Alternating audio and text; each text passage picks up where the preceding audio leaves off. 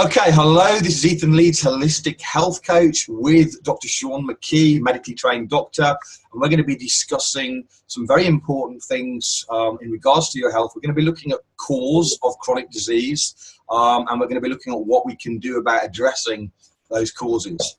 So as a holistic health coach, I'm very involved in helping people with all kinds of serious chronic disease, and I'm always looking at ways to deal with the causes. Causes like suppressed immune, inflammation, oxidation, deficiencies, compromised gut, imbalances of hormones and sugars and so on. All of these things are underlying chronic diseases. And if we're going to fix anything, we have to start with the cause, right? So we don't necessarily need to address the disease directly. We need to address the imbalances in the body that have created the situation. And with that in mind, I want to talk particularly about one of the key causes for so many diseases, and that's oxidation. So I'm going to hand over to Dr. Shaun McKee, and I'm going to ask, as an opener, Dr. McKee, could you just explain what exactly is oxidation and why is it something we need to be concerned about? Thank you. So nice to have for you to have me here. Thank you very much. And that's a great question. And the best way to explain it is, to realize that we're humans and we breathe oxygen. Okay. Every organism that is alive, except for anaerobic bacteria, also have to deal with oxygen. And if you think about an apple, if you cut it in half, the skin is protecting the apple until you cut it. And is protecting it from the oxygen in the environment. And when you cut that apple, the oxygen slowly, sometimes more rapidly than you'd like, turns the apple brown. And that's an example of oxidation. Another is if you leave a bicycle out in the rain, in the sunshine and the rain, after several months, the bicycle begins to rust. And I one time saw a meme with Keanu Reeves, and it's hysterical. It stuck out at me. It says, what if the air is poisonous, only it takes 80 years to kill us? Well, basically, that is what's happening. When we're young, we actually have amazing defenses against this oxidation. Our body has the ability to produce antioxidant enzymes. And we've all heard of antioxidants. I mean, you take vitamin C, you take vitamin E, you eat blueberries because they have antioxidant powers. But that is direct antioxidant. You eat one antioxidant molecule and it will neutralize one free radical. One kills one and you pee it out, one and done. And that's why if you take a lot of antioxidant vitamins, if you notice your urine is bright yellow, that's the synthetic colorings that your body's just peeing it out. It's one and done. Not the best way. The best way we see a great example of when we look at our children. Okay, a child sprains his ankle. If he's 6 or 7, that ankle is good as new probably the next day or the day after that, versus a 40 or 50 or 60-year-old spraining their ankle that's black and blue. He's unable to walk on it for weeks. And that's because the older person is not making these antioxidant molecules, these anti-inflammatory proteins, these housekeeping proteins, heat shock proteins, all the survival genes that young people make. Go ahead. Do you want to ask? So let's just backstep a second. So most people understand that oxidants, or another word for that is free radicals, right? So oxidants damage us internally, and they're mostly familiar with antioxidants, which you mentioned, foods. And so what most people don't know is this whole one-on-one thing, and I'm sure you're going to explain about the enzymes shortly and how they differ. But so what's happening there, correct me if I'm wrong, is that an oxidant is basically not in balance because it's lost an electron, right? So, right.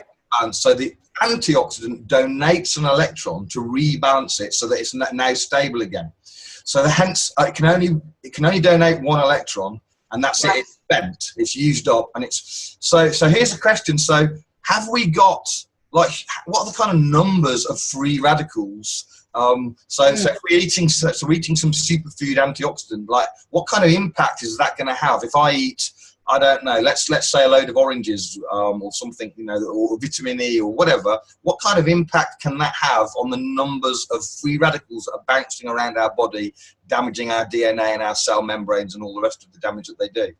Oh, that's such a great question. And there's so many ways I want to go with that, so many directions. Well, first of all, you know, the one and done, and as you said, 1 electron donated per antioxidant molecule. You've heard of the ORAC value. That's oxidant reduction antioxidant capacity. I think that's the right acronym, but that's basically what it means. How many free radicals that the dosage that you would take of that will neutralize. Right. And so the higher the ORAC value, the more bad guys you're going to kill. Okay. So 9,850 ORAC values is a good number, but you know, your body produces 3 with 27 zeros behind it, like 300 septillion. I don't even know how to say the number. That's a lot of free radicals. That's even if you don't exercise. If you exercise, think about it, you're going to be breathing more oxygen, okay? Exercise is good for you, but in the process, it's a double-edged sword because you're actually breathing more oxygen, so you're oxidizing more. The benefit is that stimulates your body to make more of these antioxidant enzymes, and that's why it's net positive if you don't overdo it. Right. Hold on. So what you're saying is that if we've got like a number so big we can't say it, we don't know what it is, an antioxidant food that we, therefore I'm just getting the feeling we're touching like the smallest fraction of those free radicals, even with That's absolutely right. Right. Absolutely right. You'd have to eat like, I don't know, 675 oranges to do what 1 molecule of your own SOD does. And guess what? As you eat the orange, okay, now your body has to digest that food. And what's the end result of breathing oxygen and eating food? Well, it's free radicals, okay? You make carbon dioxide in the water and a free radical. So, you know, the fact to think that you're going to neutralize the damage that is occurring from, you know, the free radicals in our environment by eating food or direct antioxidants is just an insane, you know, thought when you think.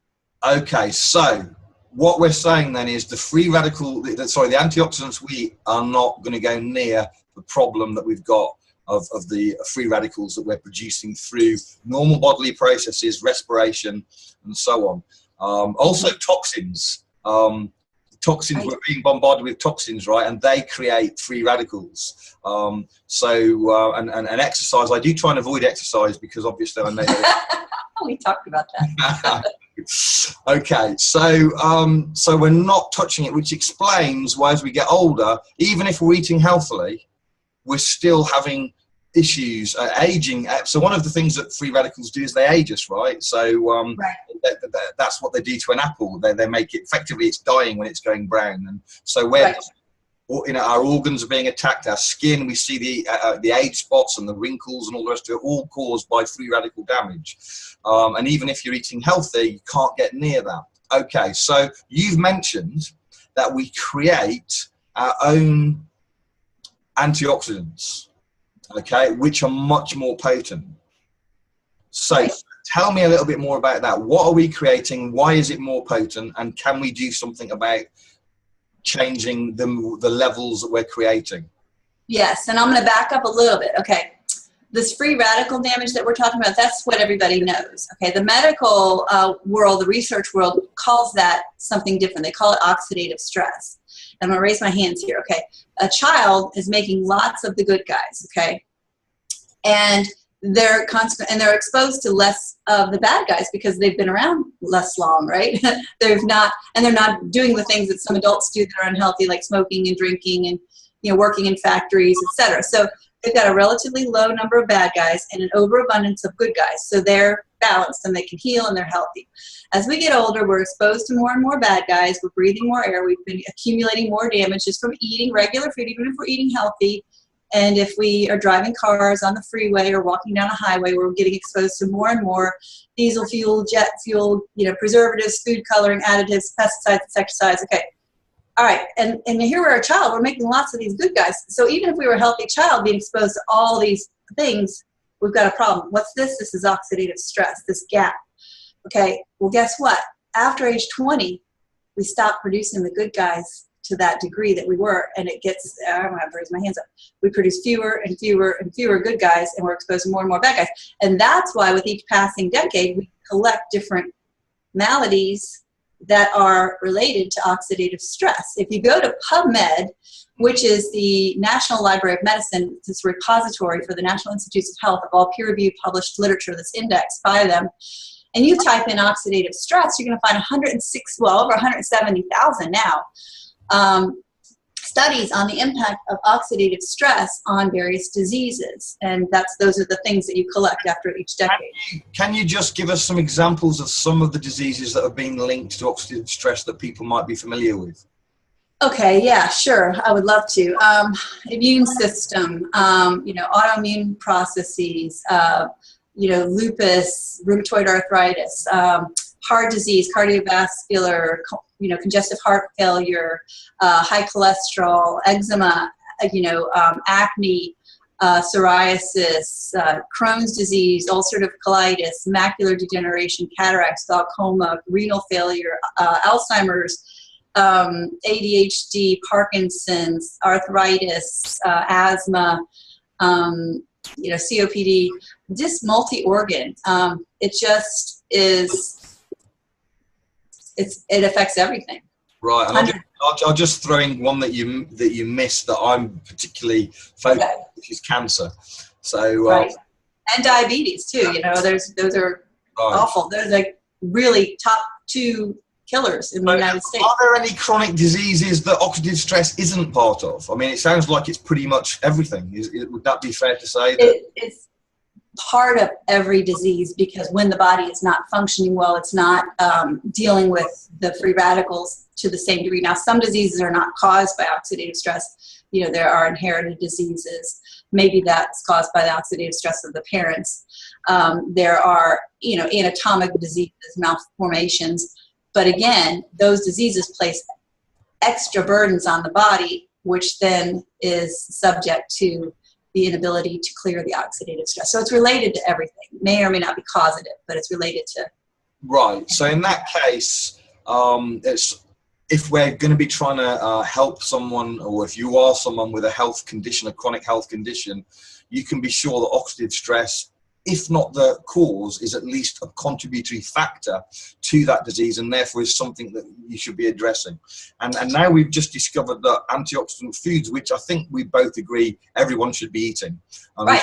We should be having antioxidant foods. We're not. No one's saying that don't eat antioxidant foods. No, eat an anti-inflammatory diet for sure. Right. So we should be doing that. But from what you're saying, what we really need to be doing, if anything can be done, and I know it can, and we'll get to that, but what we really need to be doing is helping our body to make more of our own enzyme antioxidants, which are so much more potent than the food.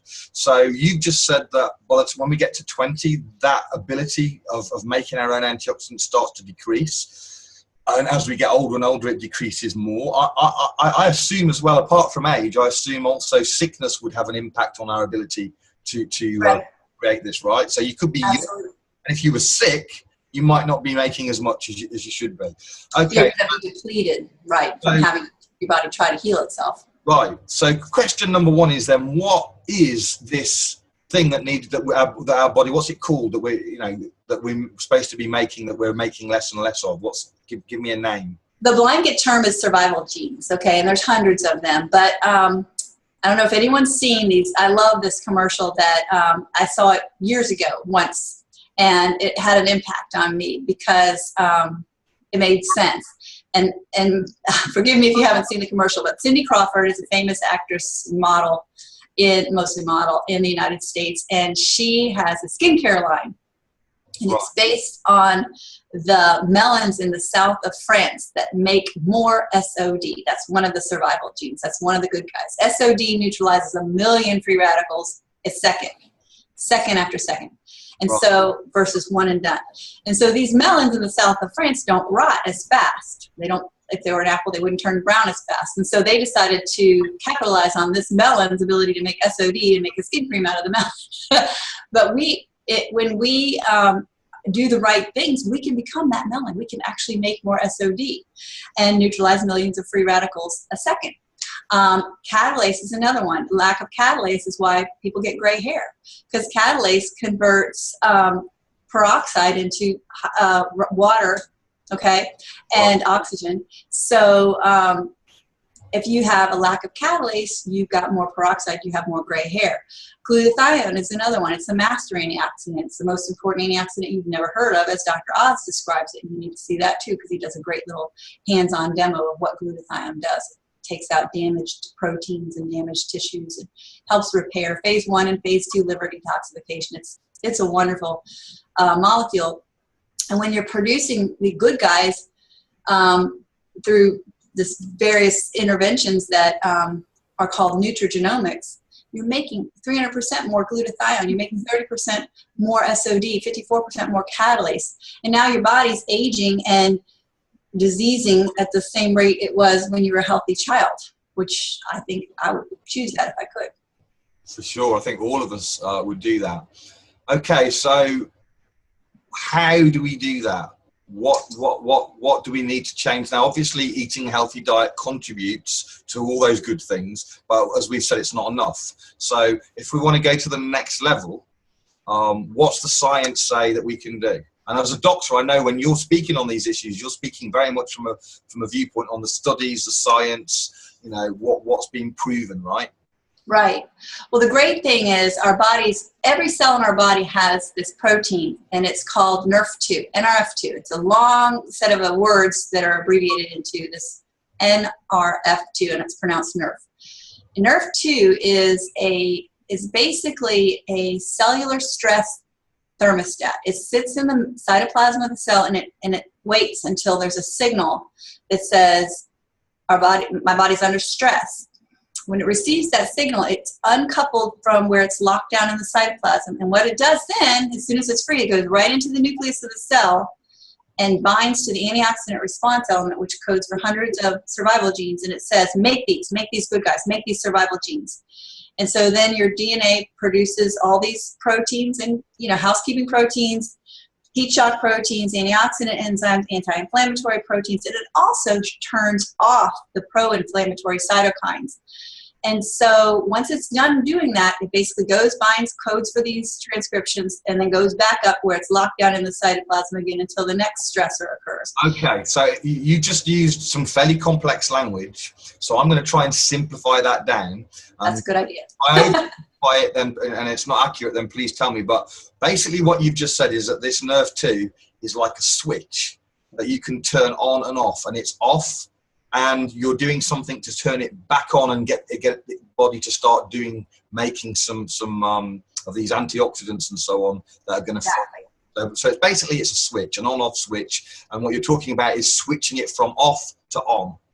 That's right. That's right.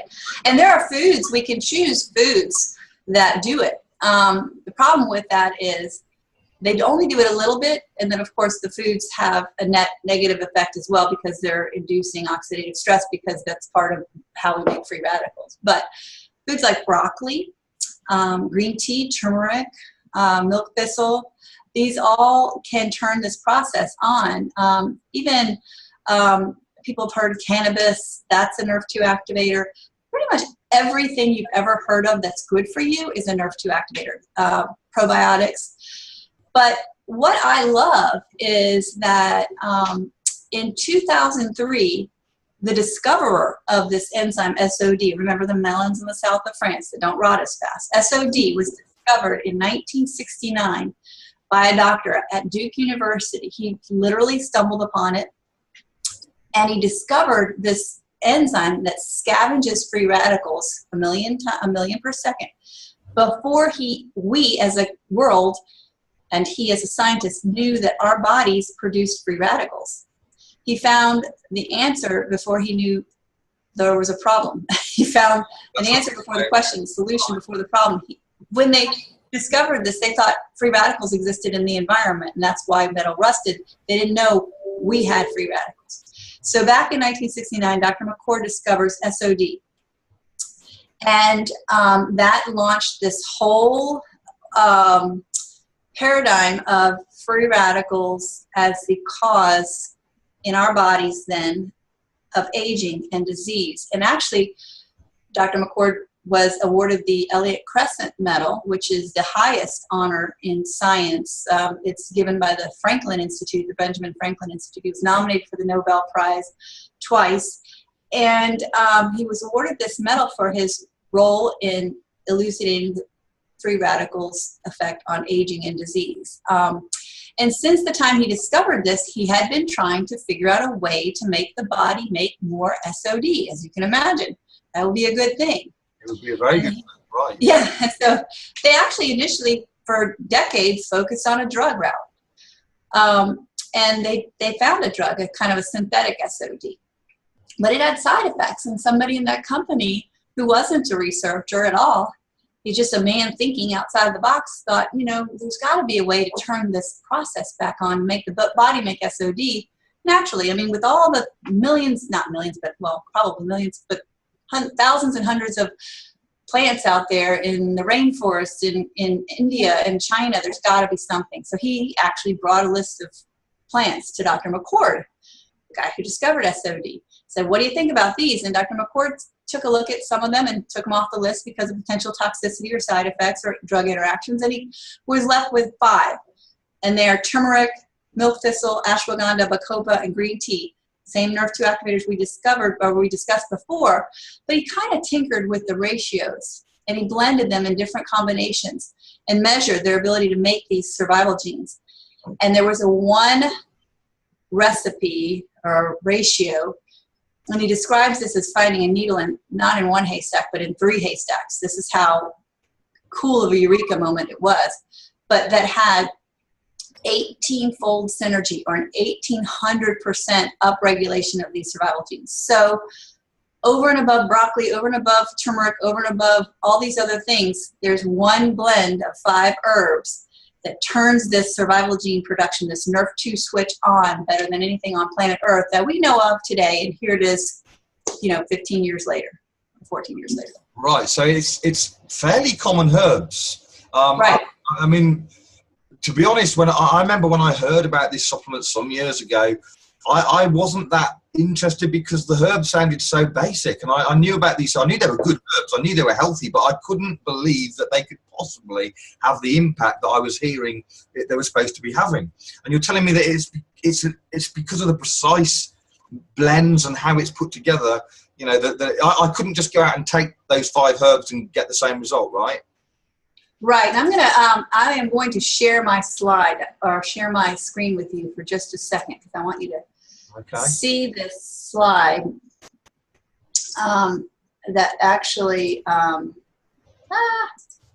that illustrates what we're talking about. If I can share screen and make it big. Okay.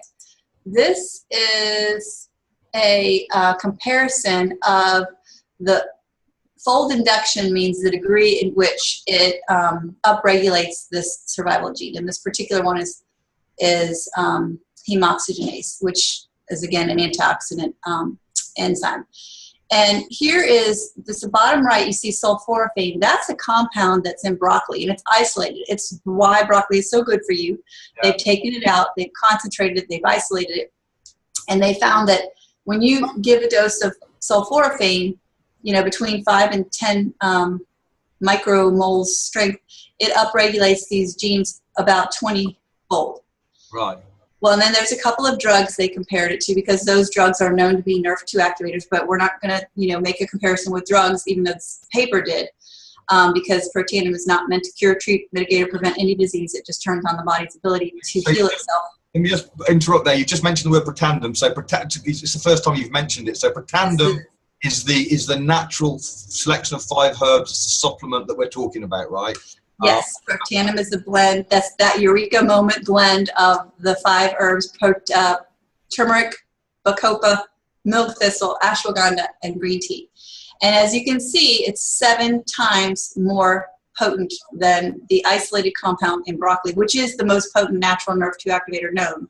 It's the gold standard in all medical literature. If you go to PubMed.gov and you type in natural NRF2 activator, actually I've never done that, but I imagine that it's the gold standard. It's what everybody uses to look at NRF2 activation. And this is a concentrated active ingredient in broccoli, right?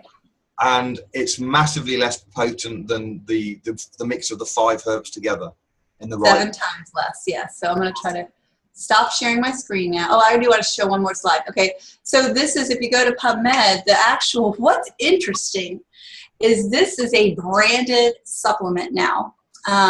They came up with this recipe back in 2003. There were patents issued. There are now 7 U.S. patents and a total of 13 international, if you include the U.S. patents. And the world just didn't believe that they had something that literally reduced, and this is an FDA-approved statement, reduces oxidative stress, remember that free radical damage, reduces oxidative stress by an average of 40% in 30 days in humans. And that was the average, and it's up to 70%. Okay, I think I just need to highlight, because you just said something that's absolutely amazing. So the FDA, who are renowned for being really harsh on anything natural, they agree that this totally natural supplement reduces oxidative stress by an average of 40% in 30 days. They accept that. That is an approved statement. The company can make that claim because the company has the science that backs up the claim. And science has proven if it has what's called a p-value of 0.05, meaning there's only a 5% chance that the results are a fluke, 95% confidence that the interval worked. Well, the p-value on the study showing Protandim reduces oxidative stress by an average of 40% in 30 days is not 0.05, it's not 0.01, it's not 0.001, it's 0.0001. Oh my God, that's unbelievable. Yeah. So this is like conclusively, as far as you can ever get conclusive, it is conclusively scientifically verified fact that this Protandim herb combination is going to massively reduce oxidative stress. Now my understanding is that the studies were done on healthy people rather than sick people. Now, if the studies had been done on sick people, what difference would that likely have made? Well, I mean, the reduction in oxidative stress among healthy volunteers in the ages were 20 to 79. And the average reduction was, excuse me, my dog needs to be let out. I apologize. Right, don't worry about it. No worries. Live. Was 40%. Oh my gosh, I didn't open the door. Forget it. 40% on average. Now, if you have a higher, the 79-year-old, when you get older, your oxidative stress goes up. It's kind of as we illustrated earlier. So the 79-year-old had a dramatic reduction in his oxidative stress. The 20-year-old had a slight reduction. Right, that was my point, because it seems to me the more oxidative stress that you have, which if you're sick, you're going to have more oxidative stress, you're going to get bigger results than a healthy person, because a healthy person is going to have lower oxidative stress, right? Right, exactly. So yeah, if you have a lot more oxidative stress, when you bring it back to the level of a healthy child, which basically Protandim does, that's going to represent a more significant reduction in terms of percentage. Okay, so let me just summarize here then. So what we've got is we've got a natural herbal supplement that has the ability to reduce oxidative stress by more than anything else on the planet so far, by a long way more, actually, by 40% in a healthy person. So to me, it would seem, and as a holistic health coach, I get to hear about all the. Let me just change. We've just lost. Sorry. Let me just do this. There we go. Okay, so I get to hear all of the best products around the world. I work with lots of doctors like yourself and others around the world who bring and tell me about new stuff. Of all these things, I take maybe about 4 or 5 supplements which I think are the best of the best of the best, that do something specific that's majorly important. One of those supplements is Protandim. And because there's nothing else that can do what it does, and I understand the importance, and hopefully from this video some other people will begin to understand how important it is to reduce oxidative stress, even if you're healthy. By the way, we don't need to be sick before we want to start reducing oxidative stress, right? We've already done it. So we should be reducing it hopefully before we get sick. And also it's going to have an effect on aging, right? I mean, that's aging is caused by oxidative stress. So if we're reducing oxidative stress, then we're going to have better skin on the outside, which is our largest organ, right? We're going to have better skin on our inside, okay? Our organs, our liver, our kidneys, our heart, and so on are all going to be better, that you can't see, but it's going to be, because it's under less oxidative stress. So to my mind, if you're into natural health, there's certain supplements that you should definitely include because they can't be reproduced by diet alone. And this is one of those. You cannot do this by having a healthy diet. And most of us, frankly, don't have a diet as healthy as we should anyway. Let's be honest. Most of us don't. But even if you have the great diet and you never eat processed foods and you never eat, you know, any of the crap that's out there, and you'd always have 100% organic everything, and you don't overcook any of it, and you have plenty of raw mixed in there, and you do all those things, you still, I mean, that's going to be, you're going to be in a very much better position than anybody else if you're doing all of that, but you still can't replicate what this is doing because there isn't anything that does that, right? So my next question then, I know the answer, but I'd like you to give it. Like, a lot of supplements are great to get the real good results, especially if you're chronically sick. You do need to have quite high doses. Okay, you're needing to take quite a lot of each of these supplements to really, you know, to turn things around if you've got something serious going on in your body. So tell me about dosage and cost. I'm very interested to hear how, I mean, this is a pill, right? Actually, let me just show, I've got a bottle here. So let me just show. That's my own bottle right there, and I'm just going to show. It's in a little yellow pill, just like that. Right. I guess I'm assuming that's the turmeric. That's right.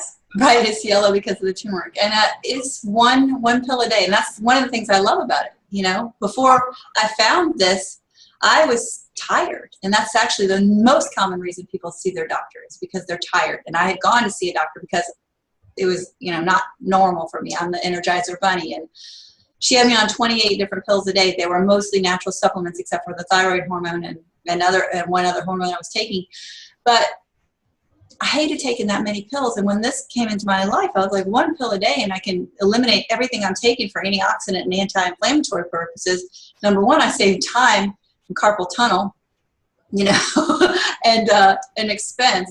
But number two, you know, you don't have the things to worry about like toxicity and overdose and side effects. If you take a lot of vitamin C, there's going to be gastrointestinal side effects. You know, vitamin E can affect clotting. This is 675 milligrams in total of all 5 herbs. So there's very, very, you know, tiny little doses, basically spice dosages. And you mentioned anti-aging and the skin, you know, and who should take it. I wish I had taken it. I found out about this 5 years ago when I was 46. I wish I had taken it when I was 20, you know, and I started giving it to my children when they were 10 and 12 because they're athletes and they swim. And when they swim in a pool that is, you know, sanitized with a poison, they're breathing poisonous gas, which is laying on top of the swimming pool as they do their strokes across the pool at full blast, and they're breathing deeply and a lot. And so they're exposed to a lot of oxidative stress as athletes. And another thing that you mentioned was the skin. And skin is our largest organ. And one of the things I love about the demonstrability of this, you know, sometimes it's hard to tell that it's working. You don't feel oxidative stress any more than you feel your cholesterol number or your cancer cells dividing, God forbid, or any other cellular or enzymatic process. You don't feel it.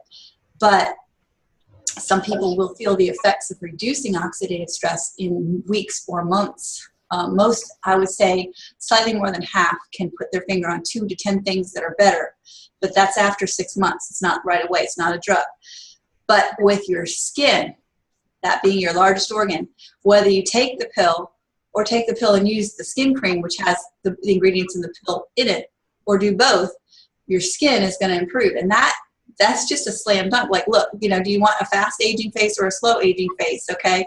And if you can see the difference in your skin, you know what that translates to in terms of what's going on inside your body.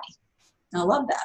Right. Absolutely. I mean, for me, it's a no-brainer. You know, if you're going to take any supplements, you need to, I think many people take too many supplements. I agree. And they're on dozens and dozens of different stuff. And it's actually much better to have a few really good key ones rather than taking, you know, like all these dozens and what have you. So the other thing is, I know that this video will be being watched by people from around the world, so people in the States, people here in the UK, and people etc. So when I'm asking about price, which I'm going to ask just right. in one moment, you can't give the price for every different country. But if we just look at the US price, and then it's, you know, pro rata roughly. So how much does a bottle like this, which is a month's supply, right? That's 30. I've never counted though. Is it 30? 30, yeah. 30. So it's $40 US plus tax and shipping. And shipping can be, you know, a big part of the expense because, you know, depending on where you are.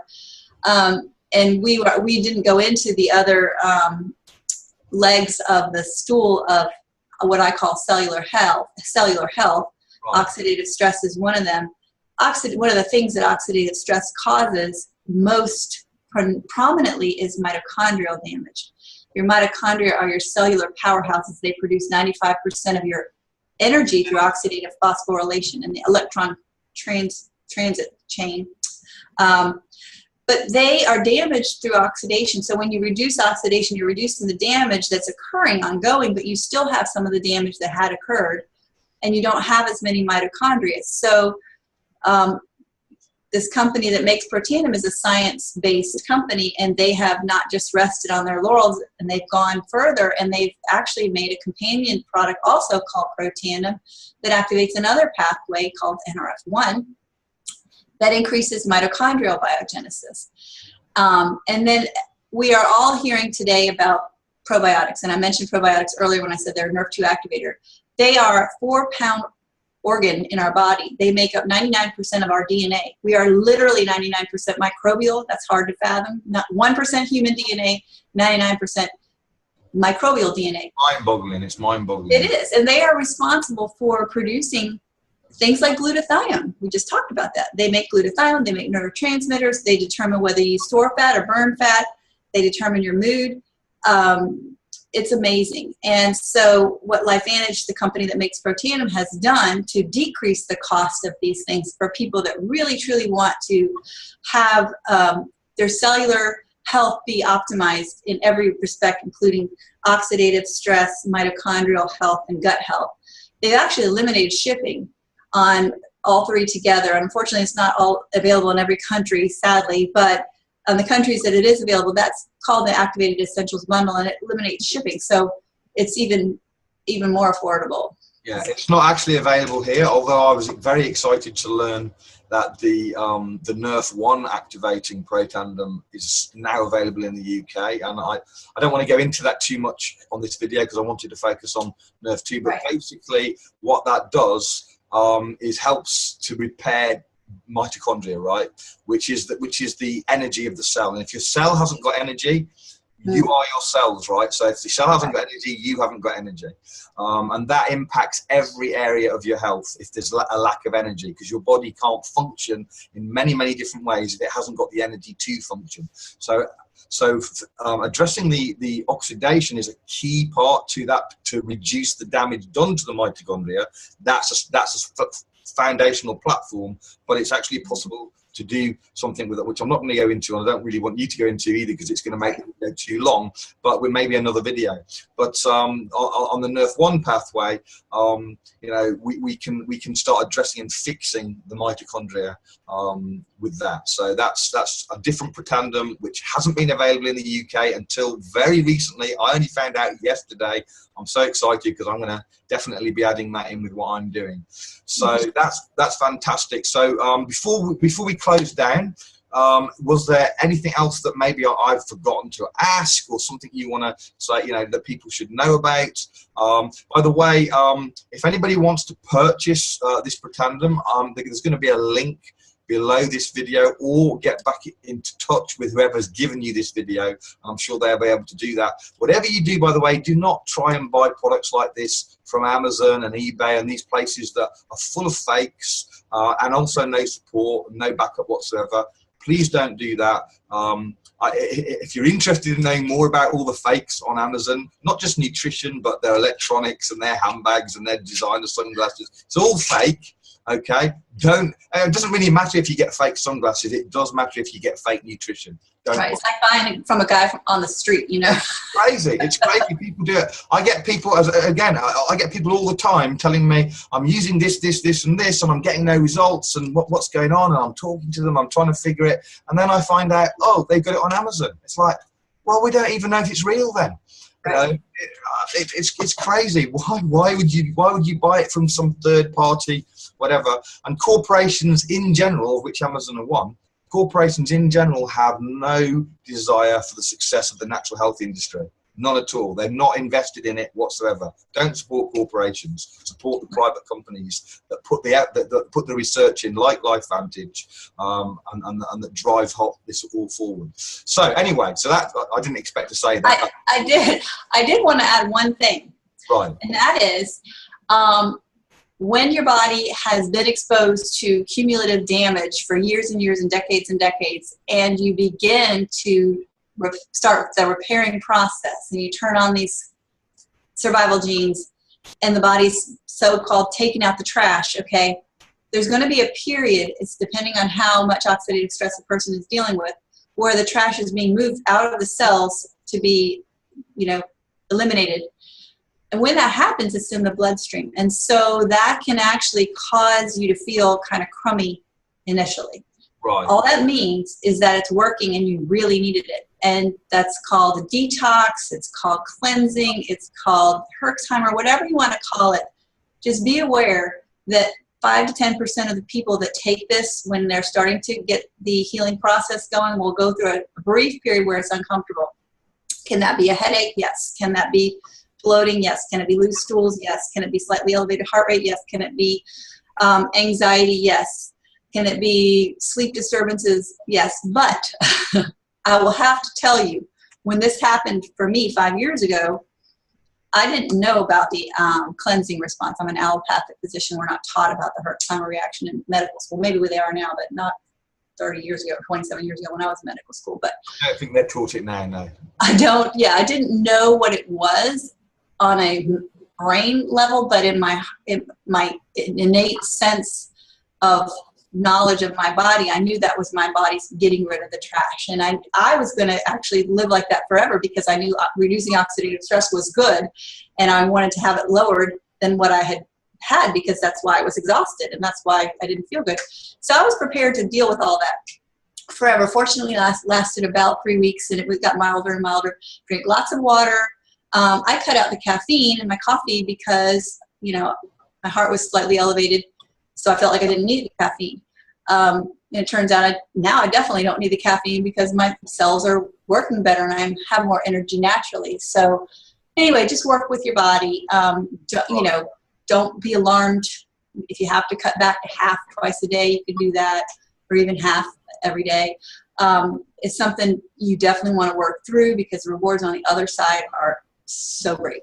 Right, I'm glad you brought that up. That's something that I get a lot when people start any kind of natural, any of the really good natural supplements have the potential for causing detox, which is a good thing if it's not too extreme, because as you say, it does mean it's clearing the junk. But if people aren't expecting it, it can freak them out a bit, and sometimes they think, oh, this is killing me, this product. It's not. So a couple of additional points to make. So you need, if that's happening to you, one of the things you need to make sure is that you're drinking enough water. I think you did actually mention that briefly. Mm-hmm. The second thing is you need to make sure you've got good bowel movement. So water and bowel movement are the two primary methods of your body clearing out the junk, and if they're not working properly, you're more likely to feel the negative effects of those added toxins and junk in your blood. Okay, now if you do have to cut back on dose or even pause for, you know, and have a little break of a few days or a week and then start again, and you do that. You don't want to be making yourself so sick through detox that you're miserable. Don't that level. That's not good for the body to go to that level, right? And when you said the bowel movement, that actually made me think. One of the things that I've noticed since the company has come up with this Activated Essentials and the free shipping is people are taking advantage of it because obviously why not save $9 and get free shipping? But I'm seeing a little bit fewer of the detox concerns, and I believe it's because the probiotic is helping the bowel movements. So wonderful. Yeah, so the gut has got to be working properly. It's not an issue that affects most people, but it's something you do need to be aware of. Otherwise, it can be a little bit concerning if you're not aware that that might happen and then it happens to you. Awesome.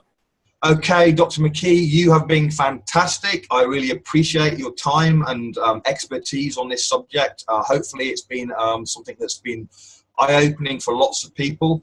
You know, we really need to take control of our health, and we need to understand that to do that, we have to address the underlying causes that cause us to have disease. Okay, so hopefully this has helped some people understand the role of oxidation and what they can do about fixing that problem. So thank you very much. Thank you for having me, Ethan. I've enjoyed it. And thank you, everybody, for spending your time listening to us. Thank you. All right.